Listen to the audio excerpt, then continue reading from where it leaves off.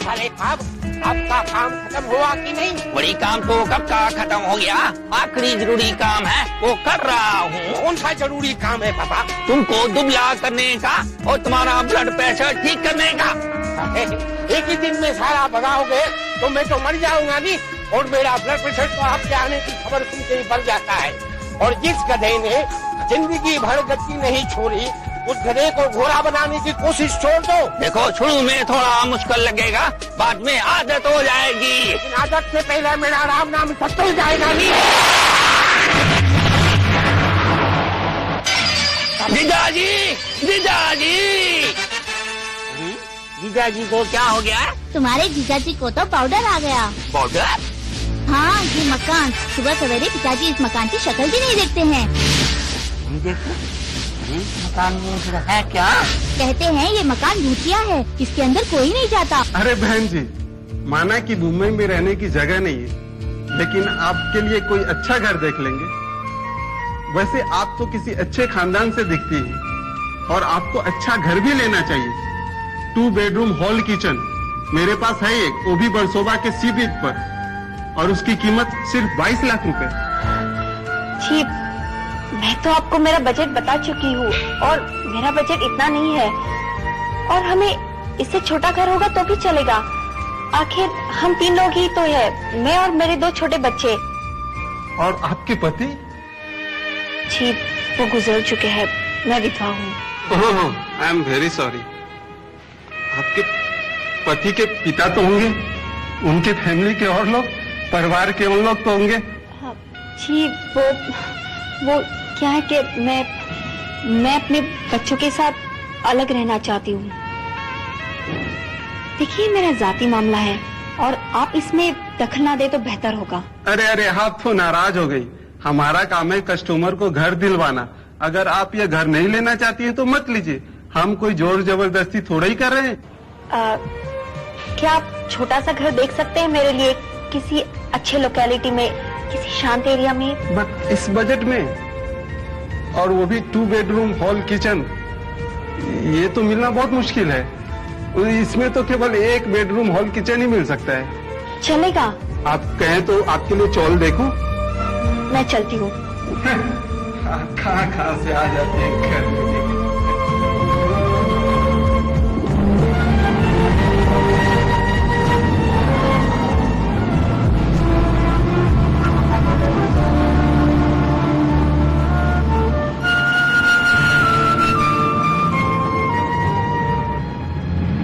Mummy, कुछ सुना तुमने?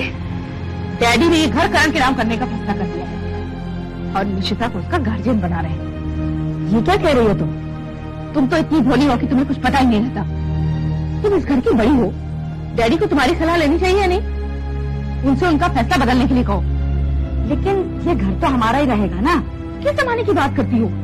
वक्त बदल गया है, लोग गिरगिट की तरह रंग बदल देते हैं। ये ना हो कि आगे चलकर हम सबको पछताना पड़े। मेरा तो दिल बहुत घबरा रहा है। तुम्हें जो भी कहना है साफ साफ कहो। साफ साफ क्या कहूँ? ये कलयुग का जमाना है और निष्ठा जवान है। दूसरी शादी का फैसला करते हुए देर नहीं लगेगी।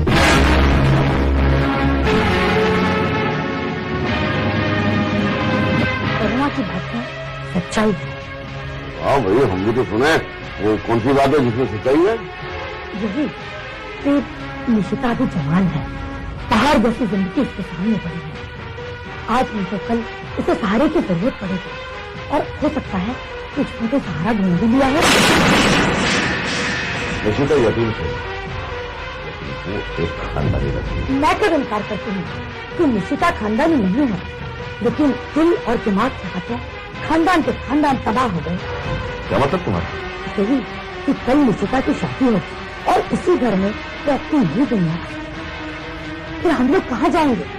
आज ये घर, ये प्रॉपर्टी हमारी है, लेकिन कल हमारे अपने घर में मैं मेहमान बन कर, और हर घर मुझे निशिता को रूम में गर्म पर रहना पड़ेगा, और इस तरह की जिंदगी में नहीं गुजार सकती। शादी के पैसे करुणा जी, अब इस घर की जिम्मेदारी मुझसे नहीं उठाई जाती। ये लो इस घर की चाबियां। आज से ये घर तुम्हारा। लेकिन इस मामले में तो लेकिन क्या? मम्मी जी ने सोच समझकर फैसला किया है। क्यों मम्मी जी? लेकिन इस मामले में तो डैडी से पूछ लेना चाहिए। अब तुम्हें ये भी बताना पड़ेगा कि घर के मामलों में डैडी इंटरफेयर नहीं करते। ये तो ईशा के साथ सरासर ज्यादती हो रही है। बेटे, इस घर में किसके साथ ज्यादती हो रही है और किसके साथ नहीं, ये मैं तुमसे बेहतर जानती हूँ। ये तो सिर्फ 25 रुपए है। 56 रुपए हुए, बाकी के पैसे कहाँ हैं? करुणा, तुम उस पे क्यों बिगड़ रही हो? उधर क्या देखती है? मुझसे बात कर। जी, बाकी के पैसों से मैंने करण और नेहा के लिए चॉकलेट खरीदे। कहाँ है चॉकलेट? जी, चॉकलेट तो मैंने बच्चों को दे दिए। क्या? तू कौन होती है उन्हें चॉकलेट देने वाली? याद रख, आइंदा से मेरी परमिशन के बिना बच्चों को कुछ नहीं देना। करुणा, इसे छोटी छोटी बातों पर क्यों गुस्साती हो? ठीक है ठीक है। मैंने किचन में बहुत सारे बिस्किट्स के पैकेट देखे, वो किसके लिए है? जी, वो तो करण और नेहा के लिए है। लेकिन इतने सारे और इतनी तरह के, हद हो गई फिजूल खर्ची की। अरे हम भी कभी बच्चे थे पर इस तरह के शौक कभी नहीं किए। ये शौक कैसा? ये तो हम बच्चों की चाह है। और फिर ये चीजें कोई ऐसी महंगी तो नहीं है। लेकिन इतने सारे क्यों? कान खोलकर सुन ले, आज के बाद इतने सारे बिस्किट लाने की कोई जरूरत नहीं है। हाँ, अगर बच्चे जिद करें तो 1-2 अच्छे और सस्ते देखकर ले आना, समझी?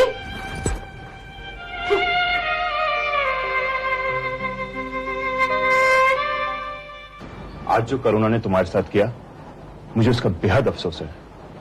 मैं उसकी तरफ से तुमसे माफी मांगने आया हूँ। तुम जाओ यहाँ से, वरना करुणा तुमसे नाराज हो जाएगी। नाराज? बात बात पे नाराज होना उसके लिए फैशन हो गया है।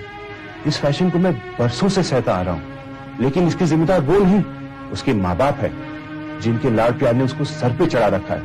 वो आजकल मुझसे भी रुकी रुकी बातें करने लगी है, लेकिन तब भी मैं बहुत बर्दाश्त करता हूँ। लेकिन जब उसने तुम्हें निशाना बनाया तो मुझे बहुत बुरा लगा। आओ चलो मेरे साथ नीचे, हम साथ बैठ के खाना खाएंगे। नहीं, जहाँ अपनापन नहीं, मैं वहाँ एक पल भी नहीं रह सकती। लेकिन तुम कब तक इस चारदीवारी में कैद रहोगी? यही तकदीर का फैसला है। भगवान इतना कठोर नहीं हो सकता ईशा।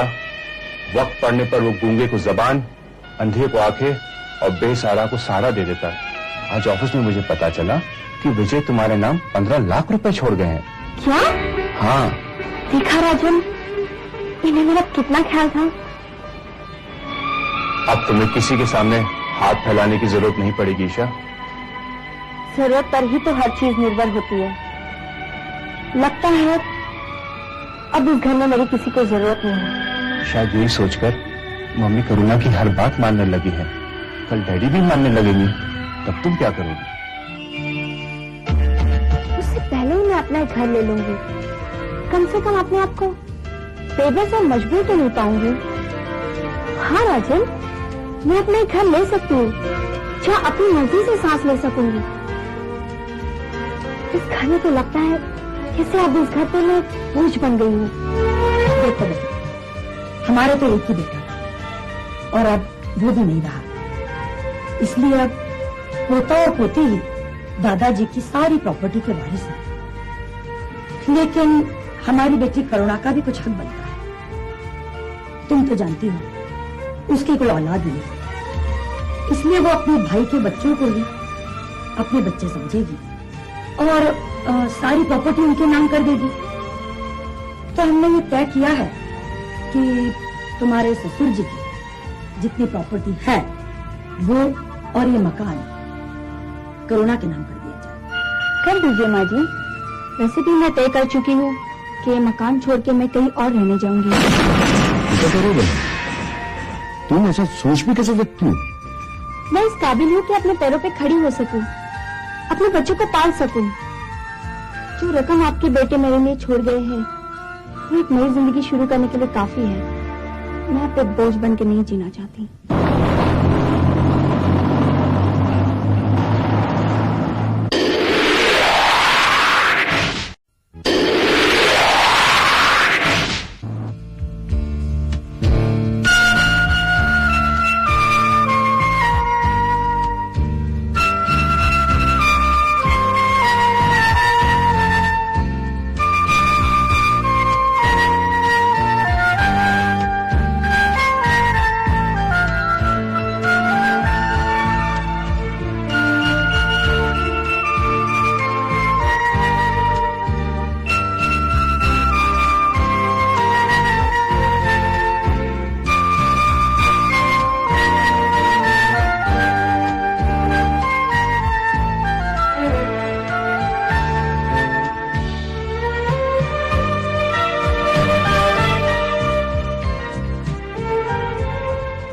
बहन जी, शहर भर के अच्छे से अच्छे मकान आपको दिखा चुका हूँ, लेकिन आपको कोई पसंद ही नहीं आ रहा है।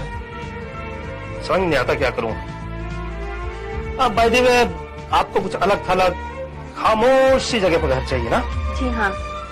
ठीक है, मैं दूसरे एजेंट को फोन करता हूँ। कठे दीप जला कठे दिल।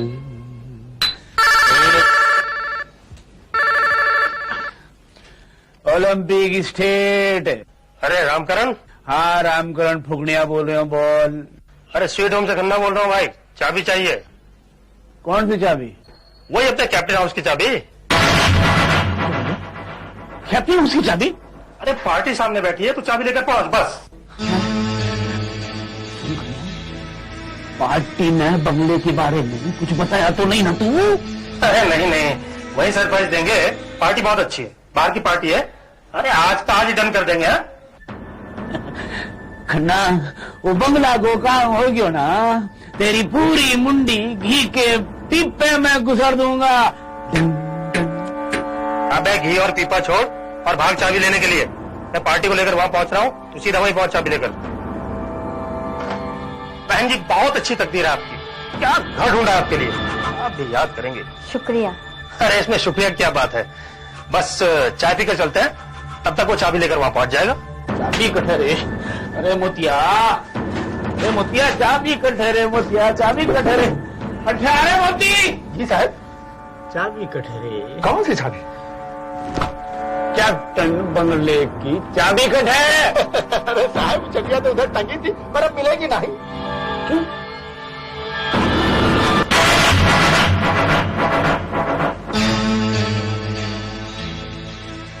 लागत है कप्तान साहब अपन काम इस बार फिर कर गए। मैं क्या कह रहा हूँ मोती भैया कि आप एक हाथ 2 दर्जन एक साथ चाबी क्यों नहीं बनवा लेते? हर दूसरे रोज चले आते हो, है कि नहीं? अरे भैया, बना लेंगे 2 दर्जन नहीं, 5 दर्जन बना लेंगे, पर उधर हमारी पार्टी खड़ी है, निकल जाएगी तो हमारी लुटिया डूब जाएगी। आप समझ खाने हो, आप जल्दी करो। अरे आपकी लुटिया नहीं डूबने देंगे, चाहे सिर पे लेकर नाचना पड़े, लेकिन हमें सामान तो धर लेना। जल्दी कालू है, दुकान बेची हो, कोई लेने जा।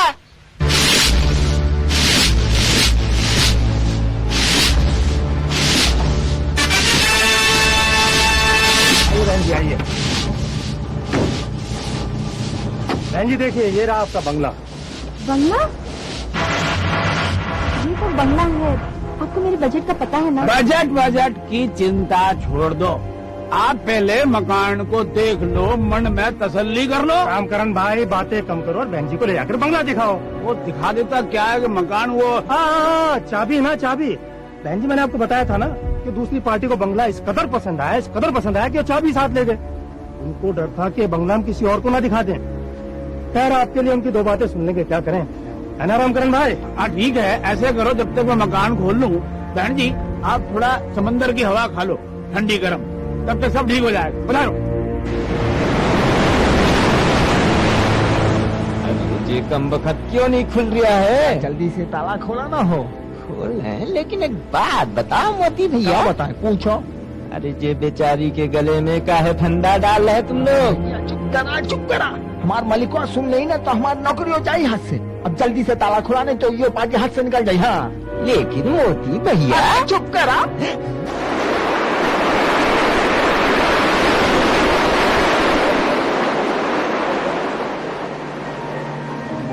आप मेरे लिए कितना परेशान होती है भाभी। होना ही चाहिए, आखिर एक अकेली जान और इतना सारा काम। मैं तो तुम्हें घर का एक मेंबर समझती हूँ। भाभी, मैंने तो इस घर का नमक खाया है, इसीलिए इधर की बात उधर करना मैं अच्छा नहीं समझती। मगर आपने जो प्यार मुझे दिया है, उसे लेकर मैं आपको अंधेरे में भी नहीं रखना चाहती। कैसा अंधेरा? करुणा दीदी, जलेबी में लगा हुआ जहर है, उससे जरा बचकर रहना।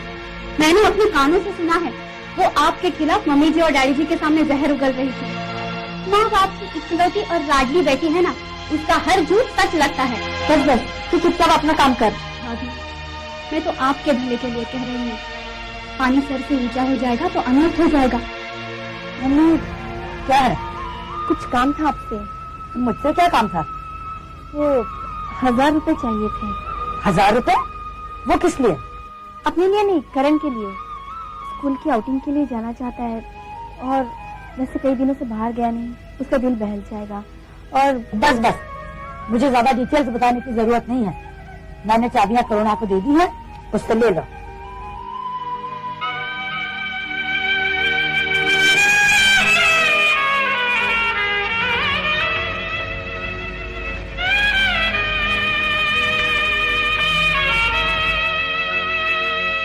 करुणा, अरे निशिता आओ।